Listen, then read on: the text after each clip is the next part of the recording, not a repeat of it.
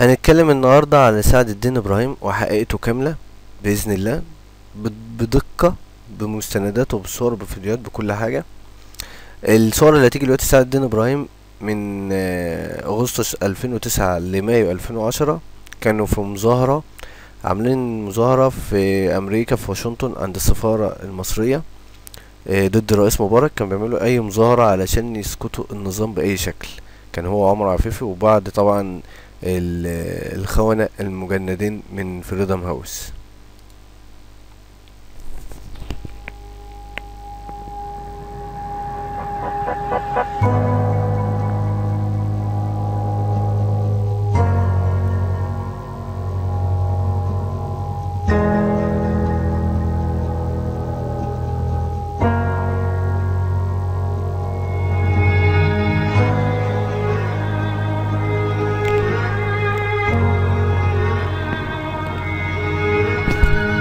سعد الدين ابراهيم كان مسجون مع ماجد نواز. هنتكلم عن ماجد نواز دلوقتي وعبد المنعم بن فتوح فطورة، وكانت امريكا كانت بتدافع عنه وخرجته من السجن بالضغط على الرئيس مبارك، وهو مدير مركز ابن خلدون اللي بيتمول من NED صندوق الوقف الديمقراطي، وانه كان راس تجنيد الشباب، وانه مشرف في منظمة سايبر ديسيدنتس.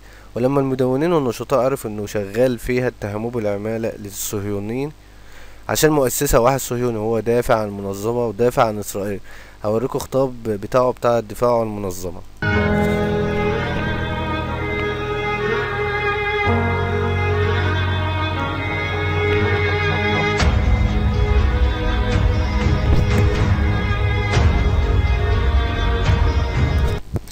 انا بتكلم وفي نفس الوقت سايب الكلام علشان لو في ناس مش اخده بالها من الكلام او مش ظاهر، فانا بتكلم علشان يكونوا فاهمين الكلام بالظبط، وعلشان لو في حد كسلان ومش قادر يقرا الكلام.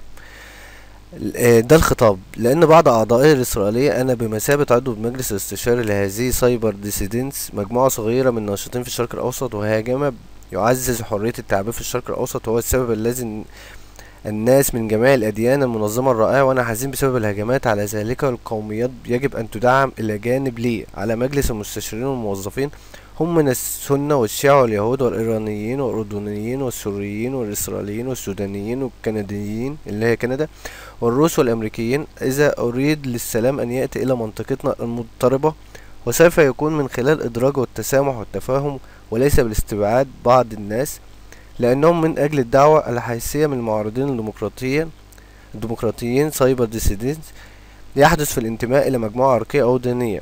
طبعا عامل إمضاء الدكتور سعد الدين إبراهيم، المنظمة العربية لحقوق الإنسان، المؤسس جامعة هارفارد، زميل زائر سابق.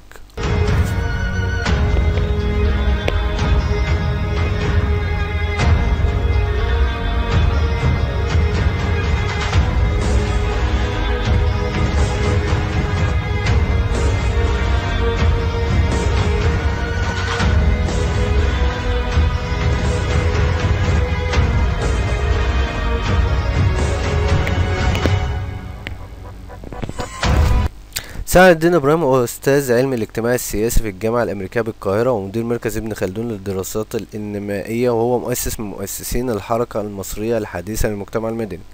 سعد الدين ابراهيم يعمل كمستشار في منظمه سايبر ديسيدنتس الصهيونيه، والتي يديرها الصهيوني ديفيد كيز، والذي خدم في جيش الدفاع الاسرائيلي. يرتبط سعد الدين ابراهيم بعمر عفيف عن طريق قناه حقوق الناس التي تمولها صندوق الديمقراطيه NED لجورج سوروس الصهيوني.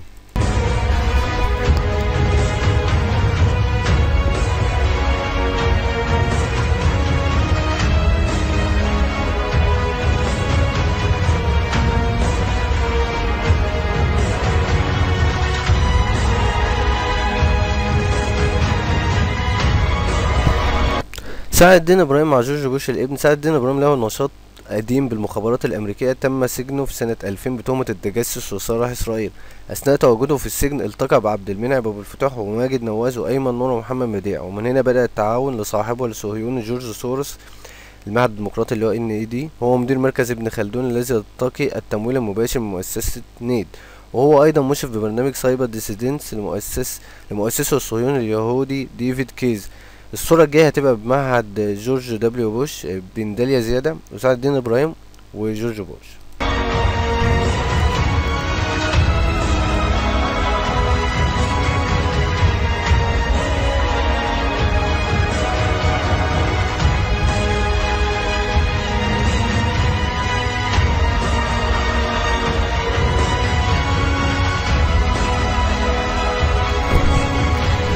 والفيديو الجاي هيبقى انترفيو بين عمر عفيف وسعد الدين ابراهيم في امريكا. سعد الدين ابراهيم برضو عايدها تاني سبق اعتقاله في مصر بتهمة التجسس لامريكا وتدخلت كوندوليزا رايس للافراج عنه. ايه اللي بيرتبط بينه وبين قناة اسمها حقوق الناس؟ طبعا هنخش على الفيديو دلوقتي، بس في الفيديو ده ده من حوالي 2009 على ما اعتقد. كان اتكلم ان هيحصل في مظاهرة ضد الرئيس مبارك وبالقوة هتحصل يعني. كان عارف اللي ده هتحصل، وكمان كان بيهدد بالناس اللي مجندهم. نخش على الفيديو بقى.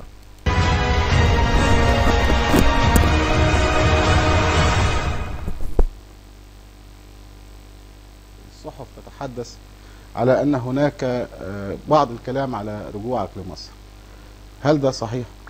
طبعا أتمنى أرجع لمصر. أنا وجودي خارج مصر رغم أنفي، كان رغم أنفي يا عبد الناصر ورغم أنفي النهارده.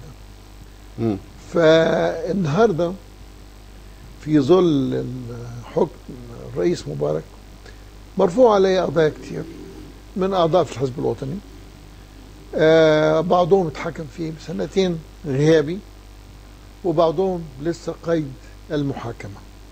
فأنا أول ما تسقط هذه القضايا والحكومة تديني الأمان هرجع مصر فورا. أنا حوار مع سعد الدين إبراهيم. يا حبيبي أنت بتسألني تحب ترجع مصر؟ أحب أرجع مصر. أيوة أنت بتقول لو اداني الأمان طبعا. لكن في تصريحك قبل كده قلت إن مفيش أمان لأن أيوة. نظام الحاكم أصفراوي. لكن لما طلع أيمن نور استبشرنا خير. عمري ما دافعت عن النظام في قطر ولا في أي بلد عربي. أنا لا أدافع عن أنظمة، أنا أدافع عن الديمقراطية، أدافع عن الحرية، أدافع عن حقوق الإنسان. تصريح النهارده في جريدة روزا اليوسف على لسان أيمن نور بيقول أنا مش سعد الدين إبراهيم عشان أهرب وخلافي مع جميلة مجرد توتر عائلي. يقول ما هو حر بيعبر. احنا ليس لدينا بديل غير استخدام القوة لإسقاطه أو انتفاضة شعبية لإسقاطه إلى أن تحدث ذلك، وقد تحدث. فاحنا بنتمنى أنه نصلحه، لأنه الانتفاضات والمقاومة بتنطوي في كثير من الأحيان على سفك دماء وعلى تضحية بأرواح، وإحنا في غنى عن هذا. لو قدرنا نصلح بوسائل سلمية يبقى زيادة الخير خيرين، يبقى أفضل. هل هذا التجمع كان سببا مباشرا في التفاوض معك للعودة إلى مصر كضغط على النظام أنك تقود هذه المجموعة؟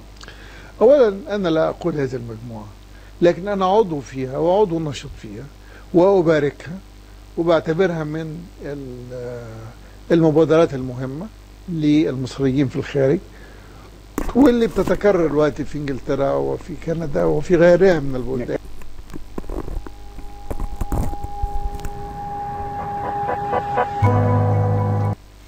ده CSID اللي هو سنتر فور ذا ستدي اوف اسلام اند ديمقراطي، اللي هو مركز دراسة الاسلام والديمقراطية. ده اللي كان رئيسها باراك حسين اوباما والبيت الابيض في 22 مايو 2009. موجود فيها سعد الدين ابراهيم، وموجود فيها طارق حجي، وموجود فيها احمد صلاح اللي هو بتاع 6 ابريل، وموجود فيها ماجد نواز اللي احنا اتكلمنا عنه، وفي كتير منهم طبعا متجندين تبع المركز ده وعاملين خطاب لباراك اوباما. عشان كده برضه نخش نشوف.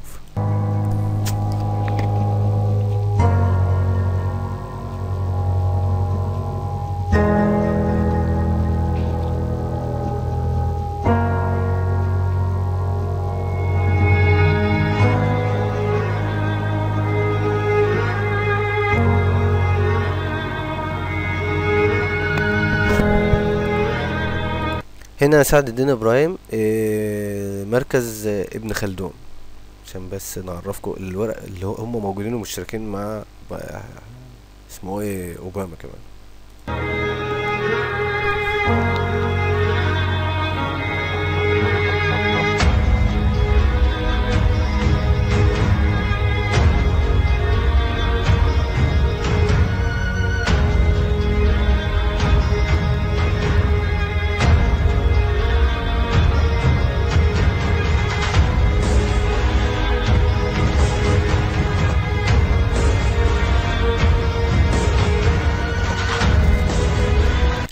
وهنا ماجد نواز، هنتكلم عنه دلوقتي. ماجد نواز هو مين؟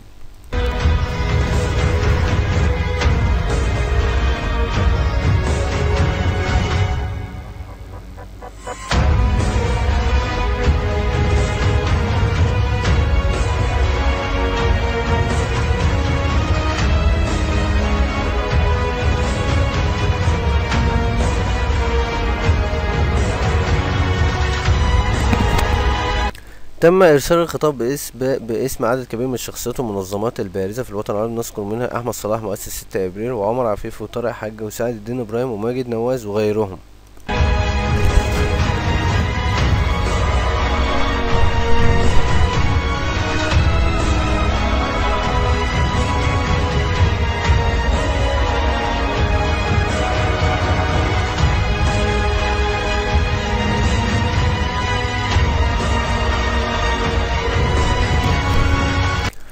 وفي أثناء تواجد سعد الدين إبراهيم في السجن، عبد المنعم أبو الفتوح وماجد نواز كان في السجن بسبب التخابر مع أمريكا اللي هو سعد الدين إبراهيم. لما كان في السجن عمل تنسيق مع الإخوان وأمريكا يقابلوا بعض عن طريق الكتاتني، ولما خرج جند عملاء من حركات وأحزاب ونسق معاهم مع أمريكا بكل شيء من تمويل ومن تدريب. هننظر لكم دلوقتي الصور ومين اللي تم تجنيدهم كمان.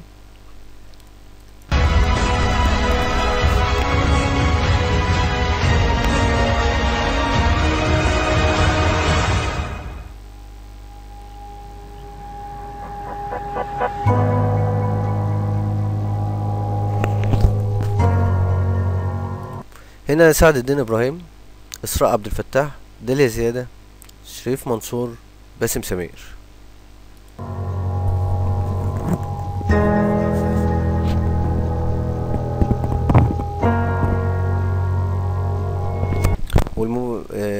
سعد الدين إبراهيم صديق عمر عفيفي، داليا زيادة، وأيمن نور، وعديد من العملاء اللي تم تجنيدهم والتواصل مع الإدارة الأمريكية. ومن بعض الأسماء اللي تم تجنيدها باسم سمير، وإسراء عبد الفتاح، وشادي طلعت، وشريف منصور.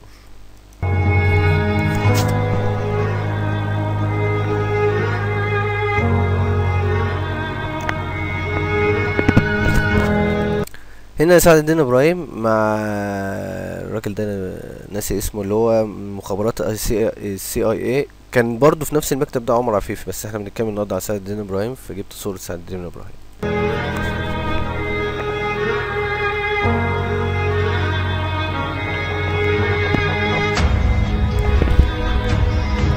هنا باسم سمير، وهنا سعد الدين إبراهيم.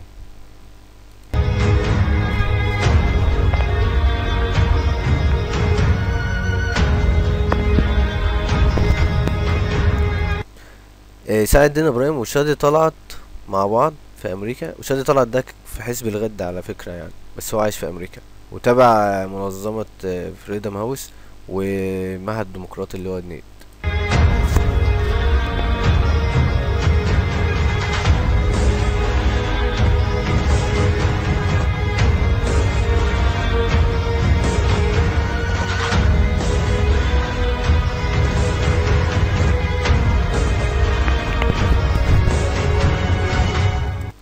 هنا عمر عفيفي، شادي طلعت، وسعد الدين إبراهيم كانوا دايما بيقعدوا مع بعض في المؤتمرات تبع فريدم هاوس وتبع المعهد الديمقراطي وتبع سايبر ديسيدنس، يعني دايما بتلاقوا مع بعض في أي حاجة في أمريكا.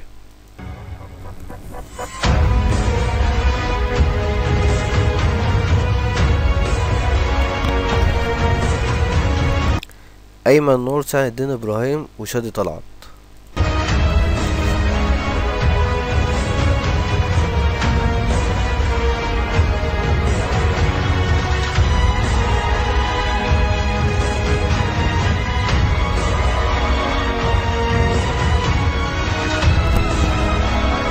والمفاجأة لسعد الدين إبراهيم صديق كمان أحمد صبحي منصور، هنتكلم عنه دلوقتي. أحمد صبحي منصور في 29 مايو 2007 كانت قضية القرانين، وألقى القبض على 5 أشخاص أهم أعضاء تنظيم جماعة أهل القرآن كما يطلقون على أنفسهم، وحقيقة الأمر أنهم ناكري السنة، وكان الاتهام الموجه إليهم بعد التحقيق معهم هو استغلال الدين في ترويج أفكار متطرفة بقصد ازدراء الدين الإسلامي، بأن أنكروا السنة وبعد حدود الله، واعتبروا القرآن هو المصدر الرئيسي لهم، وذلك في القضية رقم 494 سنة 2007 أمن الدولة العليا، وتشمل أيضا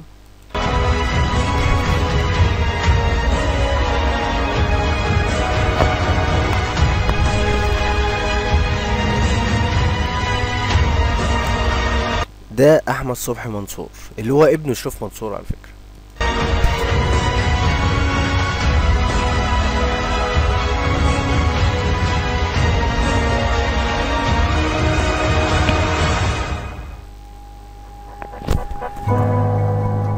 وتشمل أيضا قائمة الاتهام أحمد صبحي منصور وعثمان محمود على مقيمين خارج البلاد. أما أحمد صبحي منصور فهو خريج أزهر وأحد محاضري الجامعة الأمريكية، وكان أحد مديري مركز ابن خلدون، وكان يقيم اجتماعات لناكري السنة في رواق ابن خلدون قبل أن يهرب من السلطات المصرية إلى أمريكا.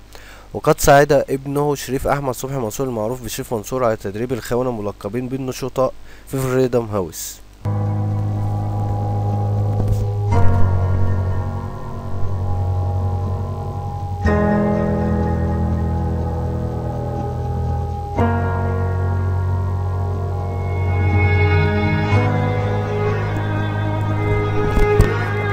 هنا شريف منصور وهيلاري كلينتون.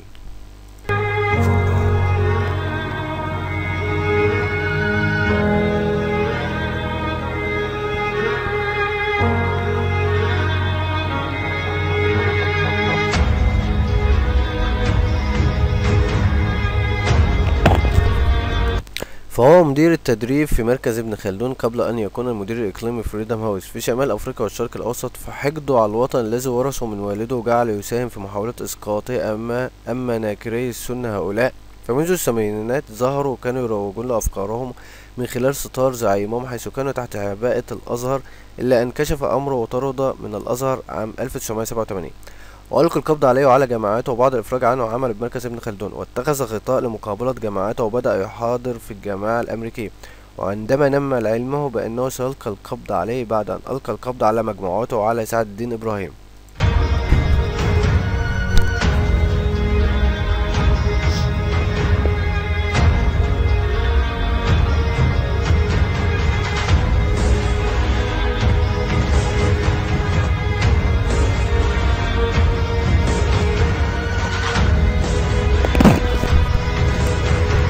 احمد صبحي منصور وسعد الدين ابراهيم واللمه بقى والعيله بقى وكده بقى.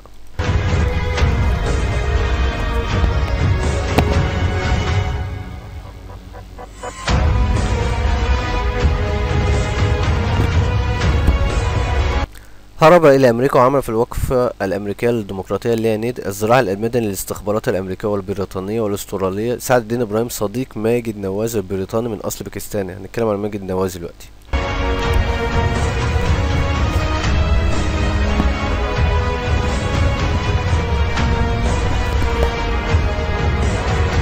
ماجد نواز ومجموعته الذي ألقى القبض عليهم ضمن أكثر من 50 فرد من تنظيم حزب التحرير الإسلامي.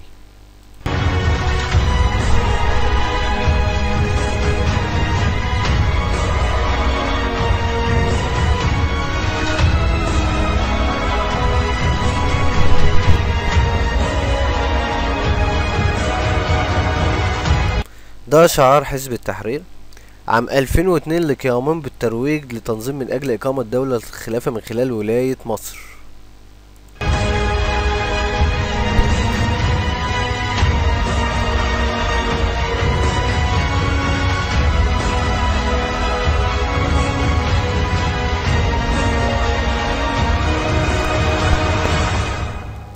القبض على 52 متهم ينتمون إلى حزب التحرير ولا علاقة لهم بتنظيم القاعدة. كشفت أجهزة الأمن النقابة عن القبض على 52 متهم ينتمون إلى ما يسمى حزب التحرير في عدة مناطق بالقاهرة والجيزة، ومنهم عدد من جنسيات أجنبية، بينهم 4 بريطانيين حاولوا نشر الحزب المتطرفة وتباشر نيابة أمن الدولة تحقيقاتها.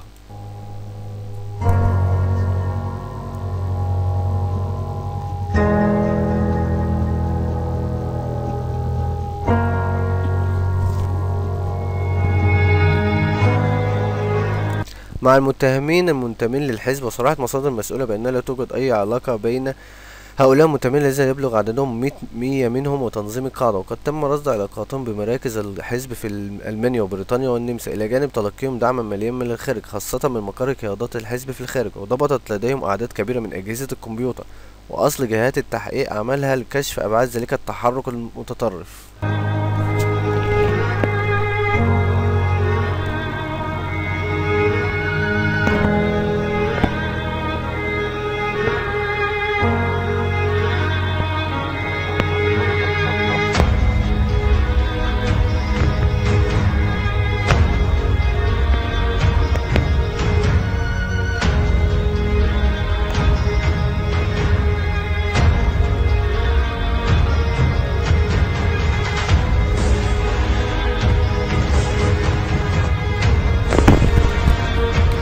وذلك من خلال انتشارهم في القاهرة والجيزة واسكندرية وغيرها من المحافظات المصرية.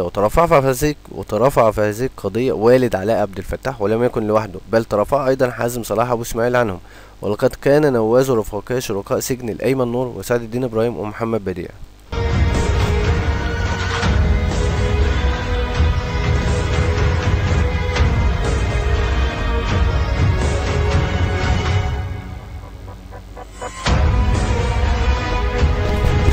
هو ده سعد الدين إبراهيم.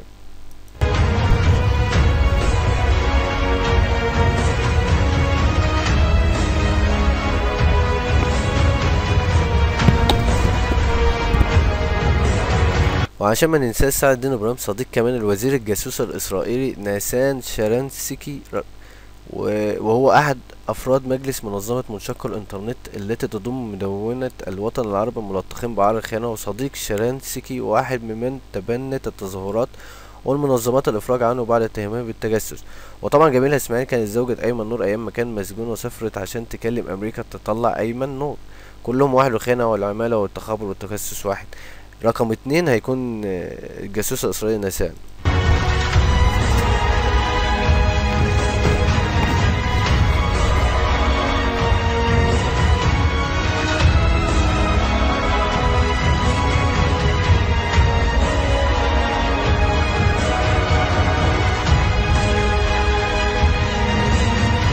ده اللي هو الجاسوس الإسرائيلي صديق سعد الدين إبراهيم ناسان، ودي جميلة إسماعيل، وده بوش ومراته لورا، ودي كولوندراز رايس عشان ما ننساش.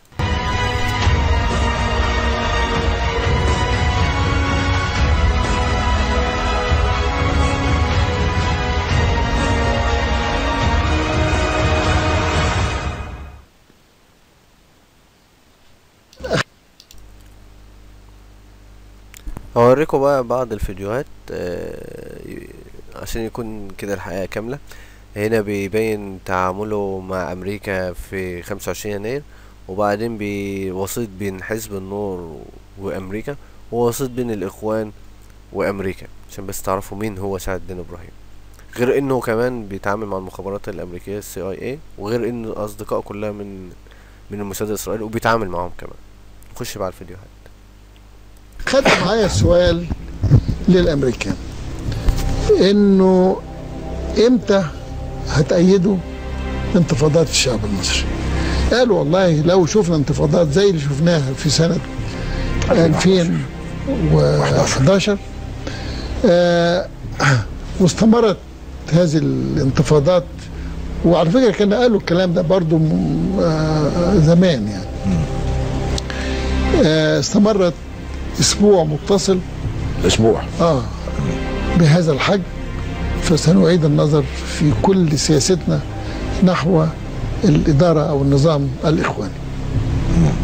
هل فعلا ما نقل على لسان حضرتك قبل ما الإخوان يمشوا من إنه النور لما لقوا إنه في غضب شعبي على أداء الإخواني السياسي بيحاولوا، وإنه بقى حاسين بدنو نهايتهم، حاولوا فعلا إنهم يقدموا نفسهم للأمريكان ويدعموهم الفترة اللي جاية؟ والله للدقة يعني، هم طلبوا إن أنا أفتح لهم قناة للتواصل مع أمريكا. إيه اللي حصل في هذه القناة؟ مين اللي طلب؟ عدد من لا مين بالأسماء؟ لا ما بقولش أسماء. قيادات عليا يعني. قيادات عليا طبعا. فطلب مني إن أنا أساعدهم في هذا، زي ما كانوا طلبوا من الإخوان قبل كده. سنة 2003 طلبوا هذا الطلب وساعدناهم في هذا الطلب. ولأن أنا طبعا مستعد أساعد البهائيين، الشيعة، رانيا بدوي، أي حد عاوز يتواصل مع أي حد تاني، لما لا؟ أنا يعني كناشط سياسي ومؤمن بالحوار بديلا للصراع والمواجهات العنيفة، دايما كنت ضايتي بواسطة خير، لما لا؟ بس هل ترى أن الأمريكان كانوا شايفين في النور بديل قوي؟ لا ما قلناش كده. لا أنا بسأل ده سؤال، هل تعتقد أنه كانوا شايفين فيهم بديل ولا؟ لا، النور اللي كان عاوز يوهمهم بذلك أو يوحوا لهم بذلك، وكانت حجتهم إن حجمهم أكثر من الإخوان المسلمين، 10 مرات أكثر من الإخوان المسلمين. هم قالوا 700,000، إحنا كسلفيين 7 مليون. 2 الإخوان جم على أكتافنا، ما كان لهم أن يصلوا السلطة إلا بدعمنا. 3 رغم ان احنا دعمناهم الا اننا لم نتلقى منه الا الفتات، وبالتالي بدل ما هم اللي يكلموا الغرب عننا احنا نتكلم عن انفسنا. ومن هنا طلبوا فتح قناه، ونقلت هذه الرساله لمن يهم الامر في واشنطن، وتركت بقى الامر لهم هم يتكلموا في التفاصيل. معروف مسبقا ان امريكا ليها حد ادنى من المطالب على راسها امن اسرائيل، يعني ده اللي ما بيفهمش في السياسه خالص. الكل مقر بهذا، بما فيهم السلفيين بالمناسبه، بما فيهم السلفيين. فلما يخرج السلفيين يطلبوا من حضرتك التقارب او فتح قناه تواصل مع الامريكان، اذا وهم يعلمون مسبقا انهم سيوافقون على الحد الادنى من المطالب الامريكيه ان لم تزيد، صح؟ طبعا بالظبط كده. طيب يعني كل اللعبه اللي كنا بنشوفها من النور، الصهاينه اللي مش عارف ايه، او من بعض التيارات الاسلام السياسي اللي بتقول ان انا منتميه للنور، يعني الصهاينه ومش عارف ايه واعداء الاسلام وما شابه ذلك، كان للشو الاعلامي وايهام الراي العام الداخلي بشيء، وهم بيتصرفوا بشكل تاني خالص. في الغالب هذه القراءات دقيقه. زمان انما في اثناء وجودي في السجن كان بيجي لي زوار اجانب كتير. الاخوان كانوا موجودين في عنبر من عنابر السجن، وكان منهم سفير كندا اسمه ميشيل ديسالفا. وميشيل ديسالفا اللي فات نشر الرساله دي لزملائه الدبلوماسيين، وطلبوا فعلا انهم يجوا يزوروا الاخوان في السجن، لكن اللي رفض كان حسني مبارك شخصيا. جه الرفض، وانا خارج من السجن بقى بيعملوا لك حاجه في السجن اسمها الزفه. عارف الزفه؟ بتاع الافراح؟ بيعملوا لك زفه وانت خارج. في جزء من الاخوان كان في السجن وجزء خارج السجن. وفعلا ثالث يوم بعد خروجي من السجن اتصل بيا الاخ عصام الأيام احد قياداته يعني، وقال لي انا بلغني انك وعدت الاخوه في السجن انك هترتب لقاء لنا مع الدبلوماسيين، فهل ما زلت عند خدمتك؟ فقلت له طبعا ان شاء الله، بس اديني فرصه اشم نفسي شويه وابقى عريس في بيتي، يعني لان انا خرجت. ففعلا بعد اسبوع من الخروج رتبنا لقاء للاخوان مع الدبلوماسيين الغربيين في النادي السويسري في امبابة. وحصل 3 لقاءات متتاليه في 3 اسابيع متتاليه حصل فيها الحوار. هي دي بقى اللي بيقول لك انت اللي عرفتهم. كان الامريكان زي غيرهم، كانوا هم والكنديين والاستراليين والانجليز والسويديين والالمان، كل الغرب يعني كان موجود، مفيش الامريكان بس. فهو ده اللي يقول لك انت مش هنفع. المناسبه الثانيه بقى اللي سيادتك بتتكلم عنها دورنا اليوم في الثوره. انا كنت في امريكا استاذ زائر في ذلك الوقت، و3 من مستشاري الرئيس اوباما. فلما وصلت واشنطن والتقيت ببعض المستشارين الرئيس اوباما، فكان ناخد التقارير اول باول، قلنا لهم ايه اللي بيحصل. المهم انه لما سئلت مين الناس اللي في التحرير، كانت اجابتها دول الناس اللي انت اتكلمت معاهم. الواقع في ذلك الوقت سئلت الدكتوره بره كان في اخوان مسلمين، فقالت الى الان ما فيش. الاخوان المسلمين لم يظهروا الا يوم 28، يعني بعد بيان الثوره فتح التحرير بدأوا. ده كان مهم جدا المعلومات دي لإصلاح. انك قد زرت اسرائيل عده مرات، هل قابلت احد من الموساد الاسرائيلي؟ اذا كان موساد ما اعرفش انه موساد. انا متهم ان انا بشتغل مع السي اي. وانت ثمنك كام؟ طب ما تقول لي بقى انت ثروتك قد ايه؟ دبوبه. الله الله الله حفظتها طبعا. على حساب مين؟ ما اعرفش، تساله. ثروتي حوالي، انت قابلت حد من السي اي اي؟ انما اللي عرفته من السي اي اي قال لي ان هو سي اي اي. هل تعتقد يا دكتور ان امريكا فعلا تريد الديمقراطيه في مصر؟ انما امريكا كده قص جحش. حضرتك فيها سي اي اي يا دكتور؟ اشمعنى انت محاضراتك اللي فيها CIA؟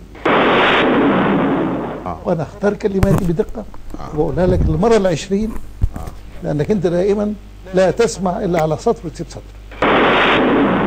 الا ترى ان هذا اعتراف صريح بانك تعمل مع CIA؟ اقول ايه؟ ايه قابلته ازاي؟ ايه اللي ضرب؟ قلت لك قول ايه اللي ضرب؟ افهم يا اخي افهم. لك علاقات مع اساتذه اسرائيليين. هنطبطب عليك ولا انت عايز ترجع لبوليس مصر؟ ابتسم يا هبتسم. النبي تبسم. خلينا في السؤال. النبي تبسم.